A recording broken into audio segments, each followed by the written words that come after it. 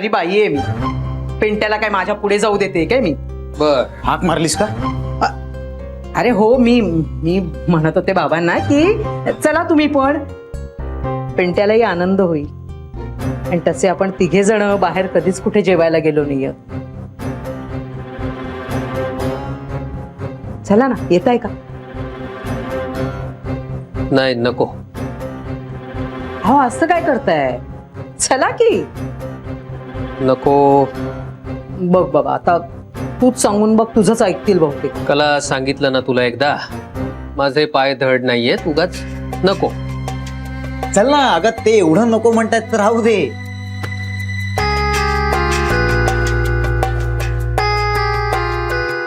अगं म्हणजे उगाच उशीर होईल ना. उशीर?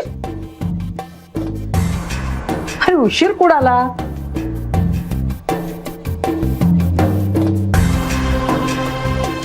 अगं उशीर होणाला म्हणजे आपल्याला हॉटेलला जायला उशीर नाही का होणार? बर बर. अगं बाई, काहीतरी विसरलेस ग. मी माझा मोबाईल घेते. मी थांब.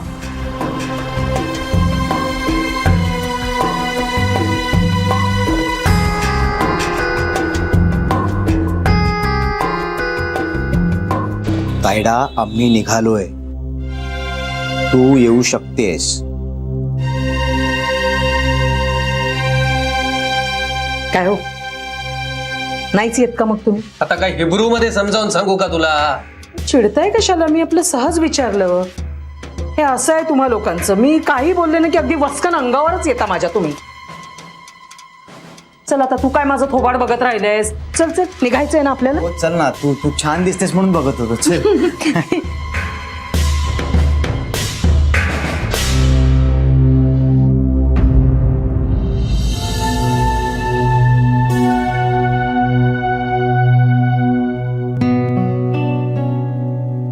काय ग बेबी, काय झालं? जान्हवीला फोन केला होता मी. कशाला? अगं कशाला म्हणजे काय, रोजच फोन करते ना मी तिची खुशाली विचारायला. मग? अगं रस्त्यावर उभी असं वाटलं मला. हो का? हो बाई, मग? अगं मग काय, जनरली ऑफिस सुटल्यानंतर गाडीत बसायचं आणि घरी यायचं ना. रस्त्यावर उभी राहून माझ्याशी काय बोलली असेल ती, असा प्रश्न पडला मला. पण मग विचारलंस का तिला? नाही नाही म्हणजे नकोच. तिला असं नको वाटायला की मी संशय घेते तिच्यावर. पण घेते तर आहेस ना संशय. हो, पण ते तिच्या चांगल्यासाठीच, तिच्या काळजीपोटीच म्हणते ना मी. हो ते खरंय.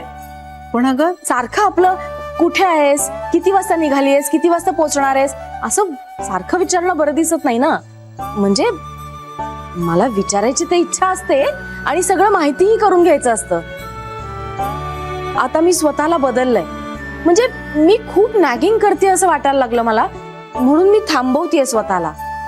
म्हणजे बाळ होईपर्यंत माझ्यामुळे या घरात वादविवाद नको. जान्हवीची तर नाहीच नाही.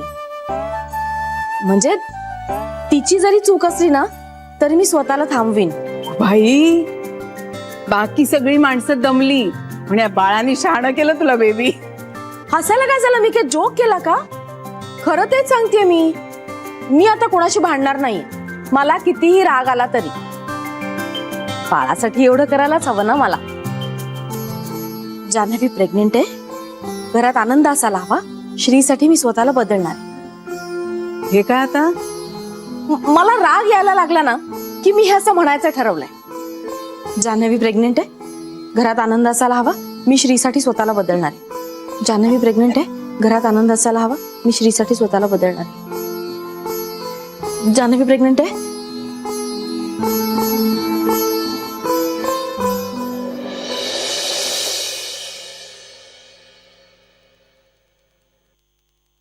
बाबा,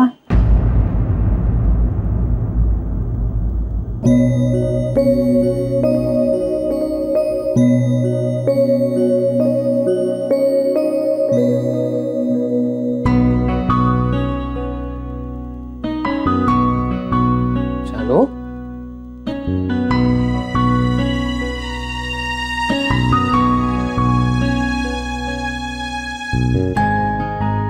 तुम्हाला भेटायलाच आले. अगं अगं पण फोन तरी करायचास. नाही, परवा इतकं सगळं ठरवून फिसकटलं म्हणून म्हटलं की आज न ठरवताच भेटावं. हो, काही न ठरवताच करणं चांगलं असतं. आपण ठरवलेलं सगळं होतच असं नाही ना. म्हणजे बस पाणी देतो तुला. काही नको, मला लागलं तर मी घेईन बाबा. चहा घेणार आहेस? तुम्हाला हवाय का करू? नाही, माझा झालाय, तुझ्यासाठी विचारतोय मी. मी सारखा चहा घेते का बाबा? जेवणार आहेस का? वरण भाताचं कुकर. बाबा माझं सगळं झालंय. आत्ता आलीस ते बरं केलंस. कला नाहीये घरात. ही असली की मग सगळं. आई नाहीये हे माहित होतं मला बाबा. अच्छा, हे विसरलोच मी. तुला हल्ली सगळंच ठाऊक असतं नाही का? तू आणि तुझा भाऊ मिळून ठरवता सगळं. असं काही नाहीये बाबा. हे बघ, मी तुझ्यावर काही रागावलो बिगावलो नाहीये. रागवला नाहीयेत म्हणून असं बोलताय ना? माझा अपेक्षा भंग झालाय. नाव काही दिलं तरी शेवटी तो राग असा बाबा. राग नसतो तो बाळा. तो पराभव असतो. बाबा कसला पराभव? सगळ्याचाच. माझ्या शिकवणुकीचा, माझ्या संस्कारांचा आणि मुख्य म्हणजे माझ्या विश्वासाचा. नाही बाबा तसं नाहीये. तुला हा सगळं ठाऊक होतं जानू. बाबा पण मला लपवायचं नव्हतं तुमच्यापासून खरंच. पण तरी तू ते लपवलंच. तेच खरं आहे ना? माझं चुकलं. माझं चुकलंय. माझ्या शिकवणुकीत, माझ्या संस्कारात कुठेतरी काहीतरी कमतरता राहिलेली असणार. बाबा सुनीता खूप चांगली मुलगी आहे. पण ती वाईट आहे असं म्हणणंच नाहीये माझं. बाबा पिंट्याचं खूप प्रेम आहे तिच्यावर. मग हे सविताला बघायचा कार्यक्रम करण्याच्या आधी उमजायला हवं होतं ना आपल्याला. त्या बिचाऱ्या मुलीला खोट्या आशेला लावायचा काय अधिकार आहे आपल्याला? बरं, मी 10 वेळा विचारलं होतं याला. अगदी बघण्याच्या कार्यक्रमाच्या आदल्या दिवशी सुद्धा विचारलं होतं, पण तेव्हा नाही म्हणाला. आणि मग ही मुलगी कोण, सुनीता, ही येऊन आम्हाला सांगते की आमचं एकमेकावर प्रेम आहे म्हणून. बरं, मी पिंट्याला विचारलं, आता हे तरी ताईला ठाऊक आहे का? तर नाही म्हणाला. आणि मग तुझ्याकडे वाढदिवसाच्या दिवशी आल्यानंतर आम्हाला कळतं की तुलाच नाही, तुझ्या घरातल्या सगळ्यांना हे ठाऊक आहे. ते ओळखतात त्या मुलीला. खोट्यावर खोटं असे जर तुम्ही मनोरे रचत गेला तर मी काय खरं समजायचं जानू? बाबा ऐका ना. नाही, हे बघ, नाते संबंध मलाही समजतात. मानवी मनाची समज मलाही आहे. मी नाही का 2 लग्न केली, पण फसवलं नाही कुणाला. ना आई वडिलांना, ना होणाऱ्या बायकोला. जे काय ते खरं समोर ठेवलं. आई वडिलांच्याही आणि होणाऱ्या बायकोच्याही. कुठल्याही प्रकारच्या शंका कुशंका संदिग्धतेला जागा ठेवली नव्हती मी त्यावेळी. आणि असं काय वेगळं म्हणणं होतं ग माझं? काय अपेक्षा होत्या तुमच्याकडून? तुम्ही प्रेम करू नका असं म्हटलं का मी कधी? माझं म्हणणं एवढंच होतं की पारदर्शी राहा. जे काही चुकत माकत असाल ते आम्हाला सांगा. तू प्रेम केलंस, तुला अडवलं मी? हा समाज प्रेमाला लफडं किंवा भानगड कधी म्हणतो ठाऊक आहे तुला जानू? जेव्हा तिथे खूप काही दडवलं जातं ना, लपवाछपवी होते, तेव्हा ते लफडं ठरतं. पिंट्याने हे सगळं जर आधीच सांगितलं असतं तर मग कशाला आपण ते मुलगी बघण्याचा कार्यक्रम आणि त्या सगळ्यात पडलो असतो? नाहक आपल्याला मनस्ताप आणि मुलीकडच्यांची निराशा झाली. हे सगळं टाळता आलं असतं जर त्याने तोंड उचकटून हे सगळं आधीच सांगितलं असतं. लग्न ठरत आल्यानंतर मोडण्याला काय अर्थ आहे? सांग ना मला, पटतंय का तुला? हे त्याने आधी सांगायला नको होतं का आपल्याला? अहो सांगायला त्याला कळायला तरी हवं होतं ना. तू तुझ्या भावाला पाठीशी घालतेस, बाकी काही नाही. नाहीये बाबा, असं नाहीये. नाही कसं? हे सगळं काय होऊन बसलंय कळतंय का तुला? मी तुमच्यावर आजवर व्यक्त केलेला विश्वास खोटा ठरत गेला आणि एवढं चुकीचं वागून सुद्धा कला बरोबर ठरत गेली. ज्या मुलांच्या मुळे माझी मान अभिमानाने ताठ व्हायला हवी त्यांच्यामुळे ती शर्मेने खाली गेली. काय उत्तर देऊ मी आता तिला? आजवर ती एवढं चुकीचं वागली. तिने तुझं लग्न मोडायचा प्रयत्न केला तेव्हा डिव्होर्स मागितला मी तिच्याकडे. तिला शिक्षा करण्याबाबत ठाम होतो मी. आता आता तुम्ही चुकलात, करत आलेलं लग्न मोडलं, खोटं बोललात. आता मी तुम्हाला मुलं म्हणून नाकारावं असं जर तिचं म्हणणं असेल तर काय वाव गाय त्यात? काय उत्तर काय देऊ मी तिला? मी कलाला अजिबात माफ केलं नाही. मी तिला शिक्षा देण्यावर ठाम राहिलो त्यावेळी. बाबा, पण तेव्हाही मी तुम्हाला तिला माफ करा असंच म्हणत होते ना.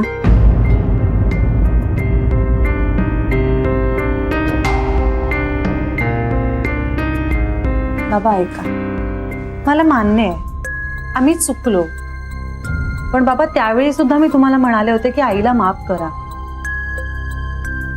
आणि आत्ताही मी तुम्हाला सांगते की प्लीज मला माफ करा ना बाबा, कारण हे सगळं वागताना कुठलाही दुष्टपणा करणं किंवा तुम्हाला त्रास देणं हा हेतू नव्हता हो आमचा. मग आपण प्रेमात पडलो हे अगधड्याला कळलं नाही. नाही कळलं त्याला. हे अति होत आहे बाबा, आता मी प्रेमात पडले हे सुद्धा मला उशिराच कळलं ना. अनिलशी लग्न जमवलं नाही, म्हणजे मी स्वतःहूनच जमवलं, पण तरी सुद्धा मी श्रीच्या प्रेमात पडलेच ना. हे कळायला उशीरच झाला ना बाबा मला. तू जावई बापूंच्या प्रेमात पडलीस म्हणून लग्न मोडलं नव्हतंस. त्या अनिलने माझा अपमान केला म्हणून लग्न मोडलंस. फरक आहे ना काहीतरी. हो मान्य आहे, पण तरी तुम्ही मला मी अनिलशी लग्न करू नये म्हणून समजावत होतातच ना. कारण अनिल आपटे हे तुझ्यासाठी अनुरूप स्थळ नाही असं मला वाटत होतं, आणि मला वाटतं माझं काही चूक नव्हतं त्यावेळी. एक्झॅक्टली बाबा, मग मी ही पिंट्यासाठी तेच केलंय जे तुम्ही माझ्यासाठी करत होतात. बाबा, सविता कितीही चांगली मुलगी असली ना तरी सुनीता पिंट्यासाठी अनुरूप आहे हे मला पटलंय.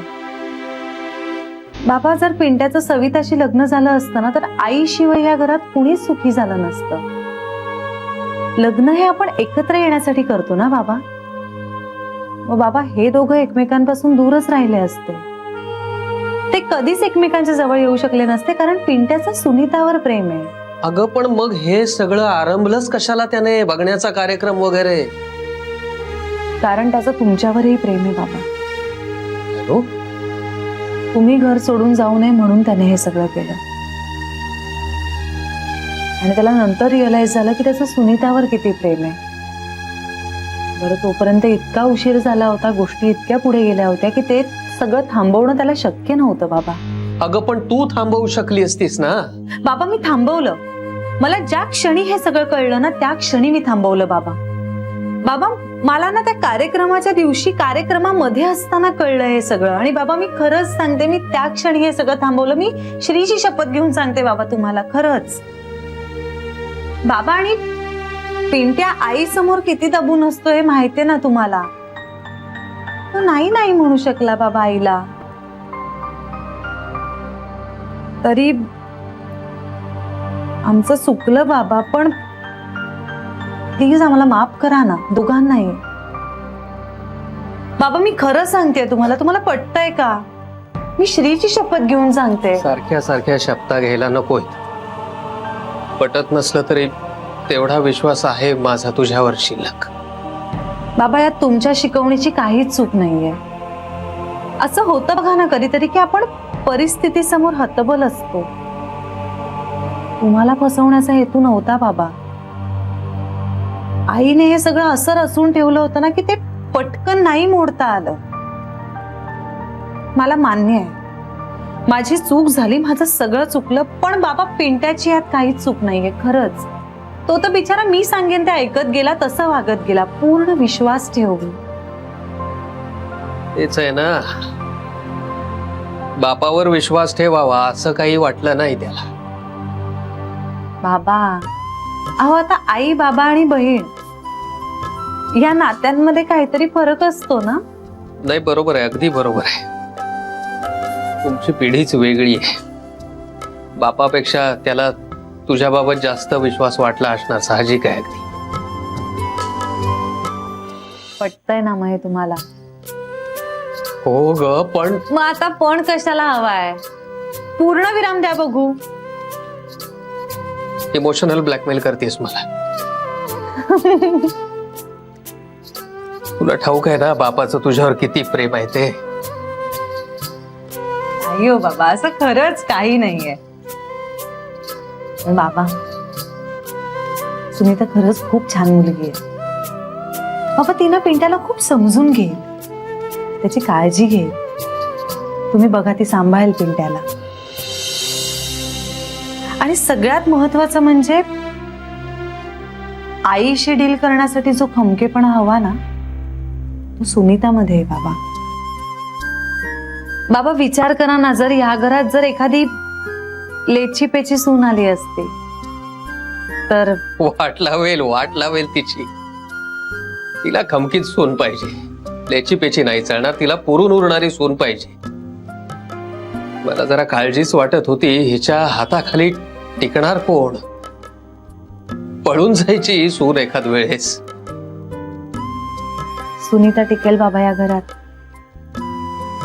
खरंच एवढी हुशार आहे ती? खूप हुशार आहे बाबा. आणि मुख्य म्हणजे ना, आपल्या पिंट्यावर तिचं खूप प्रेम आहे. त्याच्याशिवाय संसार होत नाही ग. एकतर प्रेम तरी लागतं, नाहीतर गरज तरी. आणि सुनीताचं पिंट्यावर प्रेमही आहे आणि या घराला तिची गरजही आहे.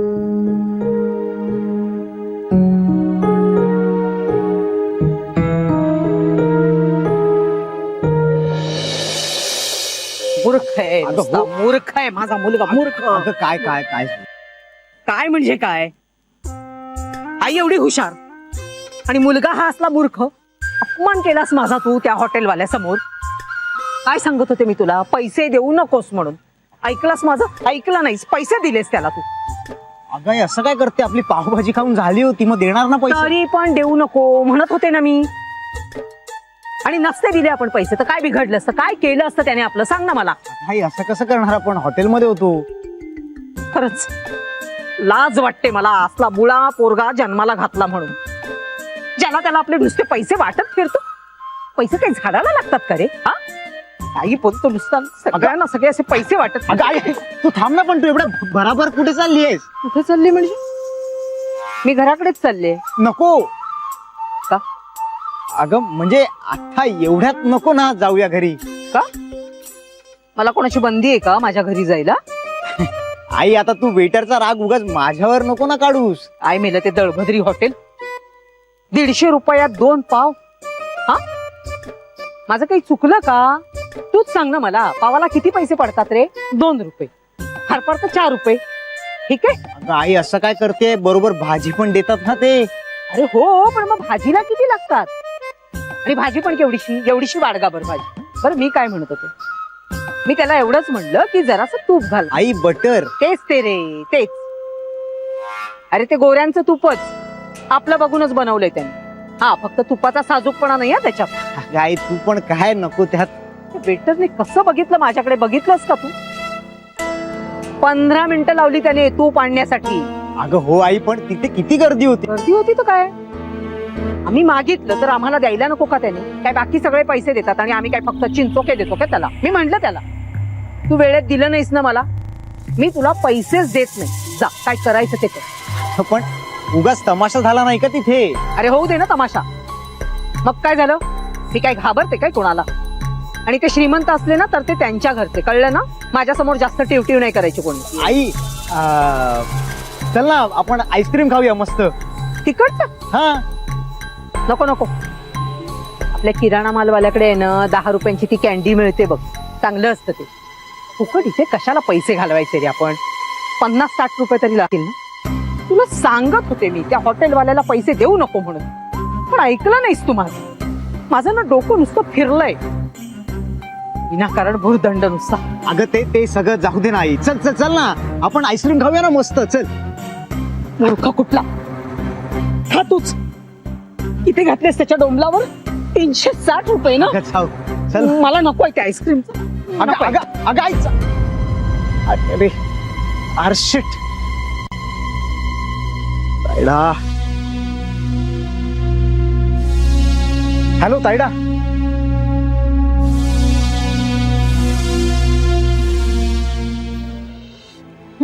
हे घ्या, छान घट्ट झालंय आता. तू घे ना आधी. हो बाबा, मला नको, तुम्हीच घ्या.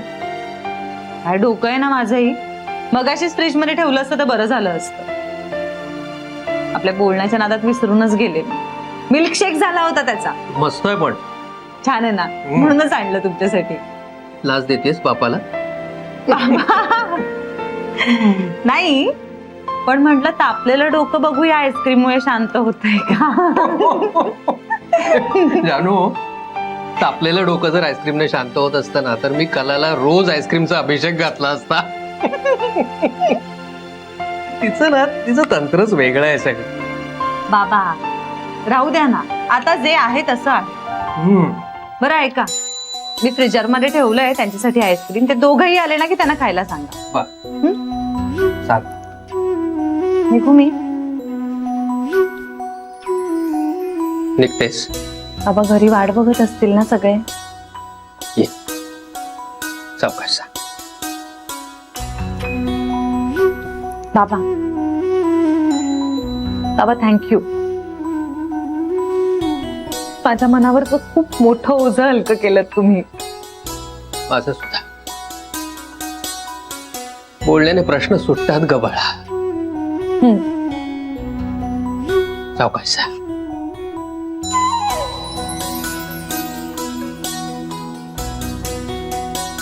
आणि त्या गधड्याची काळजी आता करू नकोस. सगळं व्यवस्थित होईल.